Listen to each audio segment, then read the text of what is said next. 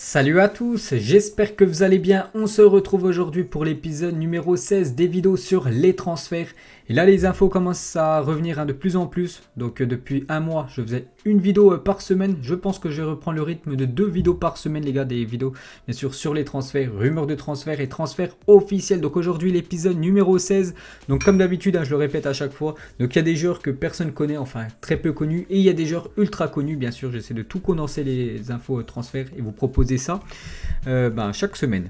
Donc c'est parti, on commence avec la première info qui concerne un jeune joueur du Paris Saint-Germain. Donc le Borussia Dortmund et le Titi parisien Soumaïla Koulibaly, qui a seulement 17 ans, sont en discussion avancée. Son contrat s'achève à la fin de la saison. On sait que le Paris Saint-Germain ces dernières années vont laisser filer beaucoup de jeunes joueurs. Je pense à Adila Ouchiche, je pense à Tanguy Kouassi. Voilà, il y en a plein d'autres qui ont quitté très prématurément cette équipe du Paris Saint-Germain. Et maintenant, un autre pourrait quitter, les gars, le jeune Koulibaly qui a seulement 17 ans. Et Dortmund, on sait que Dortmund adore les jeunes joueurs.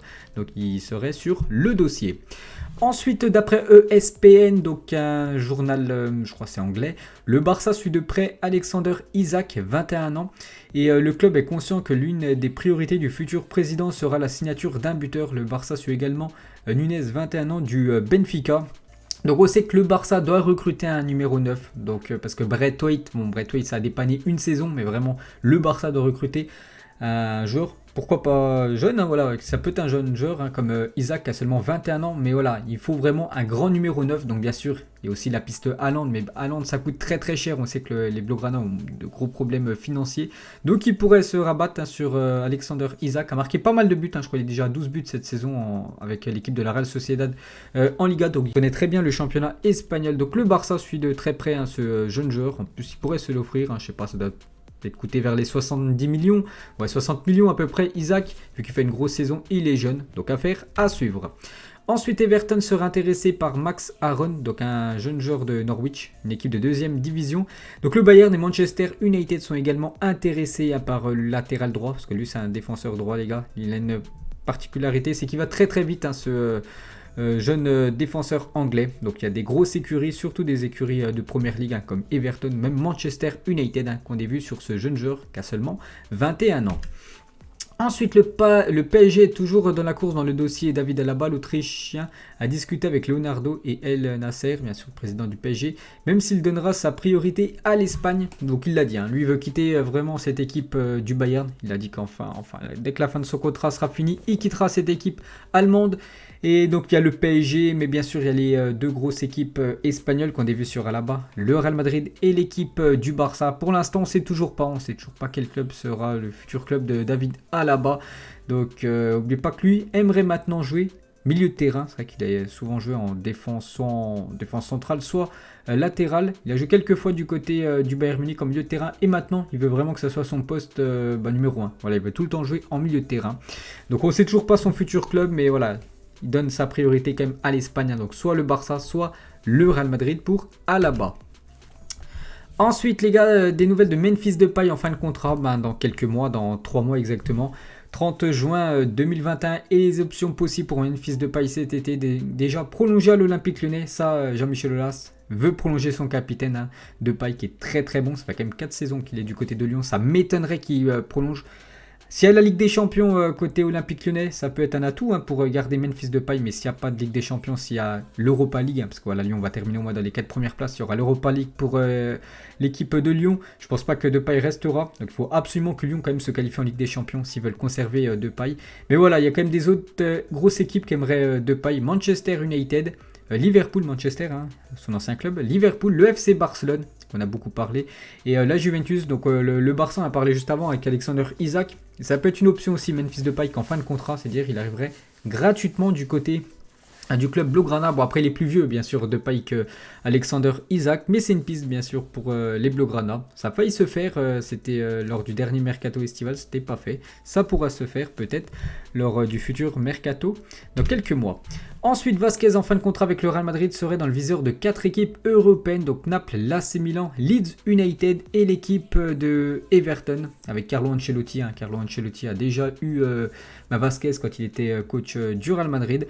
Donc lui aussi en fin de contrat dans quelques mois, c'est pour ça il va se passer quand même beaucoup de choses, je pense, pendant ce futur mercato. Donc Vasquez, on ne sait toujours pas ce qu'il va faire, est-ce qu'il va prolonger ou non. Donc n'oubliez pas que s'il prolonge, bien sûr, il devra descendre son salaire de 10%. Voilà, tous les joueurs du Real Madrid, ceux qui veulent prolonger, ils doivent descendre leur salaire. Parce que voilà, au Real Madrid aussi, il y a de gros problèmes d'argent à cause du Covid. Donc on verra ce que va choisir Vasquez.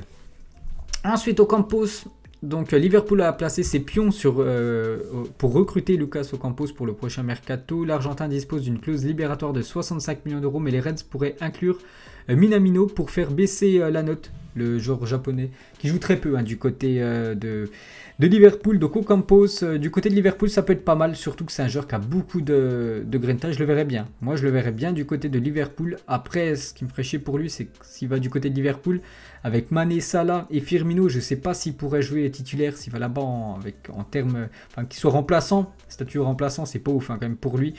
Parce que voilà, Salah et Mané, bien sûr, s'ils restent du côté de Liverpool, je vois pas du tout Ocampos leur prendre la place. Mais voilà, ça peut être un joker de luxe, bien sûr. Donc, affaire à suivre, pourquoi pas. Pour lui, un départ du côté de la Première Ligue serait mérité. Voilà, que les grosses écuries européennes ont des vues sur lui, parce qu'il est très très bon quand même, Lucas Ocampos. Ensuite, le Paris Saint-Germain ciblerait Hector Bellerin en vue du mercato estival. Le club parisien souhaiterait le mettre en concurrence avec Florenzi au poste de latéral droit. Donc Bellerin. Du côté de Arsenal, bon, je regarde pas souvent les gars, l'équipe de Arsenal, mais je sais la qualité du joueur. Je sais que c'est un joueur aussi très rapide. Bon, ce serait pour mettre en concurrence Florenzi à Arsenal. Je crois que c'est tout le temps le titulaire sur le côté droit. Là au Paris Saint-Germain, il y a Florenzi. Est-ce qu'il va vouloir venir du côté du PSG en ayant le statut remplaçant? Ça, c'est pas sûr. Mais bien sûr, tout peut se faire dans le foot. Ensuite, le défenseur français de Leipzig, Konaté, 21 ans, est sur la shortlist de Chelsea en vue du mercato estival. Donc pour rajeunir un petit peu cette défense de Chelsea, parce que c'est vrai qu'il y a Thiago Silva, mais Thiago Silva il est très vieux. Il y a Aspi aussi en défense du côté de Chelsea. Et ils penseraient au jeune Ibrahima Konaté. Ils avaient pensé à Chelsea à Upamecano, mais Upamecano fait son choix. Il va rejoindre l'équipe du Bayern Munich. Donc ça aussi ça peut se faire les gars. Konaté, un autre français de Leipzig peut-être sur le départ. Ensuite, un autre défenseur français, et lui il est en difficulté cette saison, c'est Clément Lenglet. Et le Barça envisagerait de se séparer de Clément Lenglet cet été. On ne sait pas son futur club où il pourrait aller. Donc soit rester en Espagne, soit partir à l'étranger. Mais c'est vrai que cette année, il est très décevant. L'année dernière, il a fait quand même une belle saison. Mais cette année, vraiment décevant Clément Lenglet. Beaucoup de fois où il a fait des boulettes. Vraiment irrégulier, peut-être qu'il fait un bon match, puis après les 5 matchs qui suivent, il passe complètement à côté des matchs. Il a donné aussi pas mal de pénaltys aux équipes adverses. Tiens, il y a à peine 2 semaines contre Cadix à la 88e minute, c'est lui qui fait la faute. Voilà, ça coûte 2 points bien sûr à l'équipe du Barça. Donc avec l'arrivée, le retour de Piqué, aussi à Roro, voilà qui pour moi qui est meilleur que Piqué, que Lenglet. Donc ça sent le départ de Clément Lenglet, parce que là du côté du Barça, c'est pas ouf. Ensuite les gars, on va parler d'un joueur lillois. Donc Leicester et City se sont ajoutés à la liste des nombreux clubs intéressés par Boubakary Soumare, donc un milieu lillois. Le joueur est évalué à 35 millions d'euros par la direction lilloise. Donc ça peut être encore une grosse rentrée d'argent pour cette équipe de Lille. Surtout Leicester et Manchester City, c'est quand même 2 clubs anglais, 2 clubs qui ont beaucoup d'argent. Et ils adorent quand même les clubs anglais venir se servir en Ligue 1. Donc ça peut être un départ de Soumare. Ça peut être encore le jackpot, parce que 35 millions d'euros... pour Soumare, ça peut être encore une grosse rentrée d'argent pour le club lillois qui a réalisé ces dernières années beaucoup de gros coups sur le mercato. Ensuite, Anderson est frustré de son temps de jeu à Manchester United. Donc c'est vrai qu'il y a David De Gea et lui bien sûr c'est le gardien numéro 2. Il est très jeune et il veut jouer. Et voilà, lui son but bien sûr c'est de jouer, c'est pas de squatter le banc.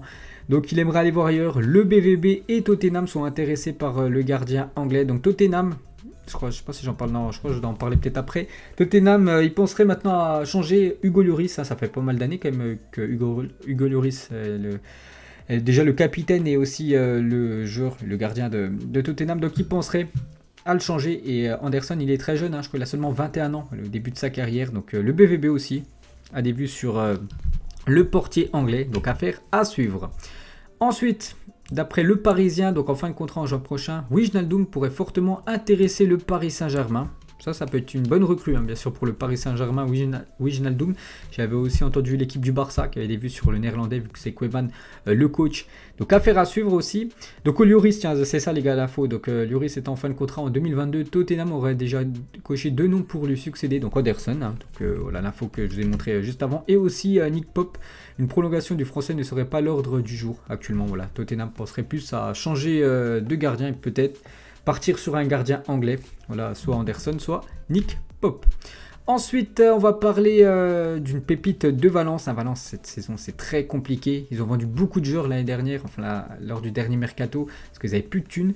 Donc, ils ont vendu comme Rodrigo à Leeds, ils ont vendu aussi Parreiro. Voilà, tous ces joueurs, ces anciens joueurs cadres de l'équipe de Valence sont tous partis et pourraient vendre aussi ce joueur. Donc, voilà. Kang In Lee, donc pépite de Valence qui devrait quitter l'Espagne cet été, intéresse quand même 4 clubs français, Lyon, Nice, Rennes et l'équipe de l'AS Monaco. Ensuite, Sampaoli, donc vous savez que demain, demain il récupère cette équipe de Marseille, veut amener Vidal, qu'il a déjà eu sous ses ordres avec le Chili, à l'Olympique de Marseille. Donc lui, c'est quand même un joueur, voilà, on va dire en fin de carrière quand même, Arturo Vidal, mais c'est un joueur qui peut amener un bien fou du côté de Marseille. Après, il faut bien sûr que ça soit un transfert pas trop d'argent du côté du club phocéen. Après, il faut aussi négocier le salaire, mais ça peut être pas mal, les gars, pour Marseille. Arturo Vidal en milieu de terrain pour amener son expérience, parce que c'est un joueur quand même qui a remporté pas mal de trophées, beaucoup de championnats, que ce soit avec la Juventus, que ce soit avec le Bayern. Hein, il a joué du côté du Bayern, donc voilà, ça peut être un joueur avec beaucoup d'expérience du côté du club phocéen. Ensuite, Lautaro Martinez, donc lors du Mercato 2020, on entendait la rumeur du côté du Barça, ça allait se faire, oui ou non. Du coup, ça c'est pas fait. Et maintenant, lui, il est clair, hein, je ne quitterai pas l'Inter cet été. Donc, il compte rester du côté de l'Inter. En plus, ils sont actuellement leader. Il va peut-être remporter le championnat. Je vais bientôt prolonger mon contrat et mon plan est de rester ici longtemps. Donc voilà, c'est lui qui l'a dit à un journal sportif italien. Il veut rester du côté de l'Inter, il se plaît très bien là-bas. Donc voilà, Martinez du côté du Barça, on peut dire que c'est mort.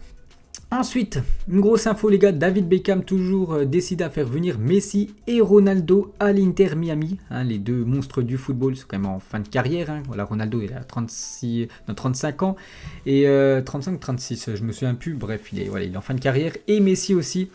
Messi, je crois qu'il a 33 ans, donc voilà, ils sont en fin de carrière. Et David Beckham, propriétaire de l'Inter Miami, il a dit Messi et CR7 ont été mentionnés, ils sont au sommet de leur forme et ils sont les meilleurs depuis 15 ans. Nous voulons attirer les meilleurs joueurs du côté de la MLS. Ce serait énorme de voir déjà les deux joueurs évoluer ensemble. Pourquoi pas dans l'équipe de David Beckham, parce que David Beckham il a encore des sacrées relations. Donc bon, ça m'étonnerait pour ce mercato, mais peut-être d'ici 2-3 ans, avoir les deux joueurs du côté de la MLS, ça peut se faire. Ensuite, Eric Garcia va signer libre au FC Barcelone cet été, d'après Fabrizio Romano. Donc lui, c'est un journaliste italien très bien renseigné. Donc s'il dit ça, c'est que ça va se faire, les gars. Le défenseur espagnol de 20 ans s'engagera jusqu'en 2026. Donc voilà, il est en fin de contrat avec l'équipe de City. Du coup, il devrait retourner en Espagne du côté du FC Barcelone. On sait qu'au Barça, niveau défense, c'est pas ouf. Et un jeune joueur, parce que lui il est quand même très jeune les gars, il a seulement 20 ans, ça peut être l'avenir du FC Barcelone. Donc il y a de grandes chances qu'il signe un long contrat jusqu'en 2026 du côté du club Blaugrana. Ensuite un joueur de Porto, donc l'AC Milan en négociation avancée avec l'agent de Otavio, libre de tout contrat cet été pour un contrat jusqu'en juin 2025. Donc je connais pas trop le joueur les gars, bon je vois qui c'est mais j'ai très rarement vu jouer pour aller du côté de l'AC Milan, l'actuel dauphin de l'Inter en Serie A. Milik et l'OM aurait conclu un gentleman agreement, donc en cas d'offre de 12 millions d'euros provenant d'un club italien, il pourrait casser son prêt et partir dès cet été. Donc lui c'est vrai qu'il arrivait là lors du dernier mercato hivernal et c'est un prêt déjà de 6 mois, c'est pas un transfert définitif, donc il peut rester seulement 6 mois et retourner du côté de l'Italie, parce que d'après l'équipe les gars, il y aurait on peut dire une clause gentleman agreement qui pourrait retourner en Italie en cas d'offre de 12 millions d'euros. Donc affaire à suivre pour l'attaquant polonais, buteur, hier. Erling Haaland, le prix minimum d'Erling Haaland serait de 115 millions d'euros. Je pense oui, même pour un petit peu plus. Donc Pep Guardiola serait prêt à le faire venir cet été. Donc ça c'est pas un souci pour Manchester City de mettre autant d'argent. Le coach espagnol est fan du Norvégien. Et voilà, Haaland les gars du côté de City, ce serait énorme. Déjà que Manchester City actuellement ils sont injouables. Et un joueur pour l'avenir, bien sûr, Haaland, parce qu'il a seulement 20 ans. Et ça peut faire mal, hein, surtout pour remplacer Kun Agüero, lui qui est en fin de contrat aussi, le meilleur buteur de l'histoire de Manchester City. Donc il penserait à Haaland, ce serait énorme de voir Haaland du côté de City. Ensuite, des nouvelles d'Alexandre Lacazette et plusieurs clubs européens suivraient avec attention Alexandre Lacazette, dont l'AS Monaco. L'ancien Lyonnais est en fin de contrat en juin 2022 et pour l'instant, on n'entend pas de prolongation de contrat du côté de Arsenal. Donc s'il venait à pas prolonger son contrat, donc Arsenal devrait le vendre quand même pendant ce mercato. Donc l'AS Monaco sera intéressé par l'ancien joueur lyonnais. Ensuite, bien que Camavinga soit la priorité, le Real Madrid s'intéresserait également à Manuel Locatelli, donc un joueur de Sassuolo, donc, que très peu connaissent, mais c'est un très bon joueur. Sous contrat jusqu'en 2023, le milieu de terrain de Sassuolo, 23 ans, serait estimé à 40 millions d'euros. On sait que le Real Madrid, je pense qu'ils vont réaliser quand même sacré mercato, surtout que lors du dernier mercato hivernal et lors du dernier mercato estival, aucune recrue quand même pour l'équipe du Real Madrid. Donc il pensera à ce joueur-là, peut-être en plus, hein, que Camavinga lui aussi pourrait venir du côté du Real. Ensuite, quelques infos niveau coach. Donc Lucien Favre fait partie de la shortlist des dirigeants du Stade Rennais pour succéder à Julien Stéphan. On l'a pris ce matin les gars, Julien Stéphan, il a démissionné de son poste d'entraîneur de Rennes. Donc d'après les premières rumeurs, d'après Foot Mercato, Lucien Favre, actuellement sans club, l'ancien coach du BVB. Il y a aussi Gourvenec qui fait partie de la shortlist des dirigeants du Stade Rennais pour succéder à Julien Stéphan. Donc ça va se faire très rapidement, hein, parce que voilà, Rennes joue encore des matchs de championnat, donc ça va se faire certainement peut-être aujourd'hui ou peut-être demain, on saura le futur coach. Donc ça peut se jouer entre ces deux-là. Un autre coach, c'est Nagelsmann, et Tottenham ciblerait Nagelsmann en cas de départ de José Mourinho. Et lui aussi serait intéressé à l'idée de rejoindre Tottenham s'il devenait disponible. Donc affaire à suivre. Et juste un petit transfert officiel. Donc c'est Quincy Promes qui quitte l'Ajax et s'engage avec le Spartak Moscou jusqu'en 2024.